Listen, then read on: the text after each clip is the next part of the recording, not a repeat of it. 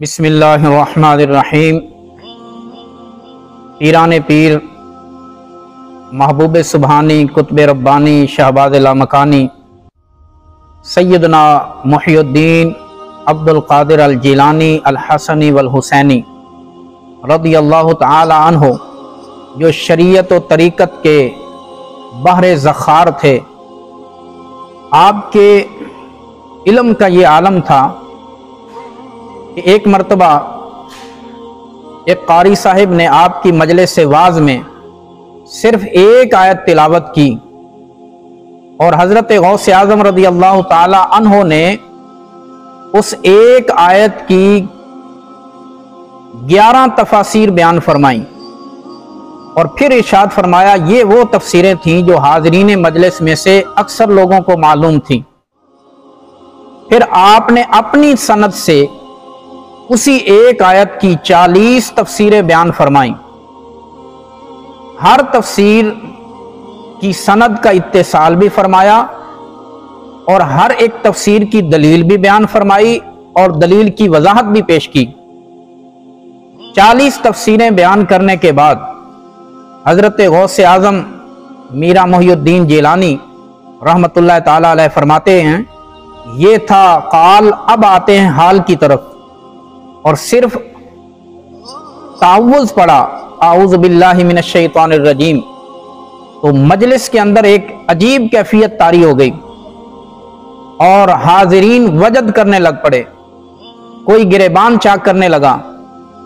اور کوئی بیابانوں اور جنگلوں کا رخ کرنے لگا، کئی جنازے اٹھنے لگے، تو گویا شیخ جیلانی رضی اللہ تعالی عنہ کا حال بھی بے مثال ہے اور آپ کا قال بھی بے مثال ہے۔ آپ کی عبادت کا یہ عالم تھا کہ 40 سال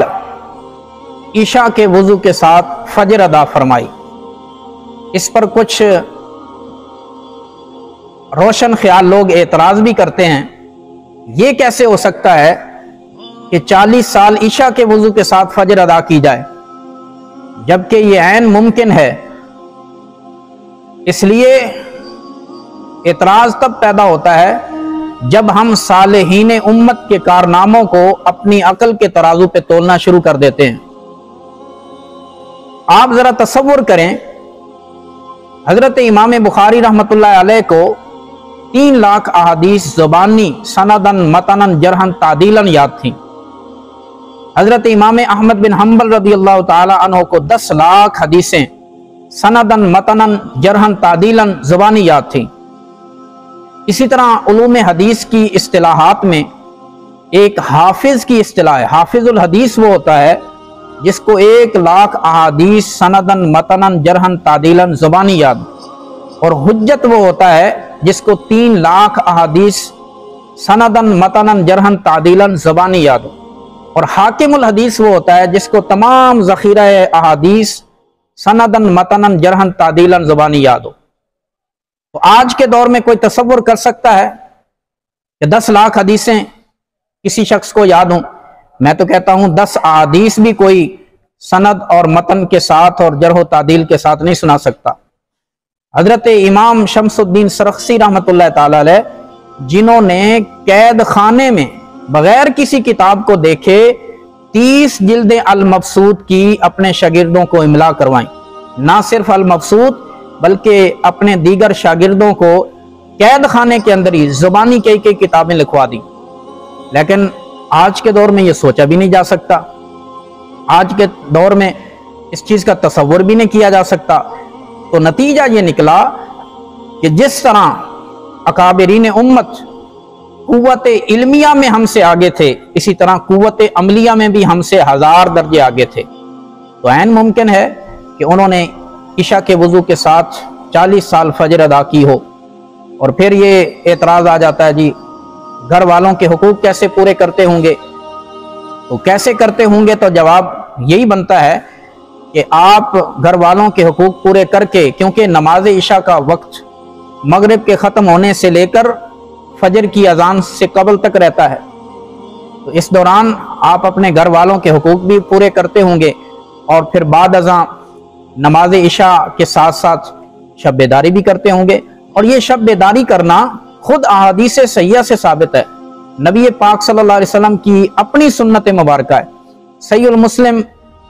حدیث نمبر 730 میں ام المومنین عائشہ صدیقہ رضی اللہ تعالی عنہا روایت کرتی ہیں کہ آقا علیہ الصلوۃ والسلام